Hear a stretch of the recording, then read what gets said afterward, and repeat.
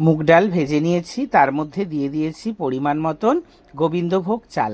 এখন মুগ ডাল ভাজা আর গোবিন্দভোগ চালটাকে আমি ভালো করে জল পাল্টে পাল্টে ধুয়ে পরিষ্কার জলের মধ্যে নিয়ে নিয়েছি। আর এদিকে আমি মশলা বেটেছি।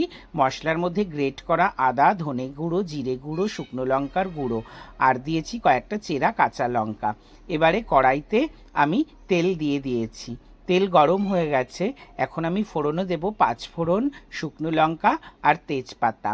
ফোড়ন রেডি হয়ে গেছে, ফোড়ন থেকে সুন্দর গন্ধ বেরিয়েছে। এখন আমি মশলাটা দিয়ে দিলাম। মশলাটা খুব ভালো করে আমি ভেজে নিয়েছি, মশলা থেকে তেল ছেড়ে দিয়েছে। এখন আমি এর মধ্যে দিয়ে দিলাম ধুয়ে রাখা ডাল আর গোবিন্দভোগ চাল। মশলার সঙ্গে একটু ভালো করে ভেজে নিলাম যাতে ডাল আর চালের জলটা শুকিয়ে যায়। এবারে একটু গরম জল দিয়ে দিলাম। গরম জল দিয়ে ওদিকে ফোটাতে বসিয়েছি। এদিকে খিচুড়িতে দেওয়ার জন্য মশলা, ধনে, জিরে, গোটা গরম মশলা, রাঁধুনি, শুকনো লঙ্কা, তেজপাতা এগুলো নিয়ে নিয়েছি। আর এদিকে দেখো রান্না করতে করতে একটু বিস্কুট খাচ্ছি। চাল ডাল সেদ্ধ হয়ে গেছে। এখন আমি এর মধ্যে দিয়ে দিলাম একটু গোলা হলুদ। হলুদটা গুলেই দেই, না হলে দানা দানা হয়ে থাকে। তারপরে দিয়ে দিলাম পরিমাণ মতন চিনি। হলুদ চিনি সব কিছু মিশিয়ে দিয়েছি। খিচুড়ি প্রায় হয়ে গেছে।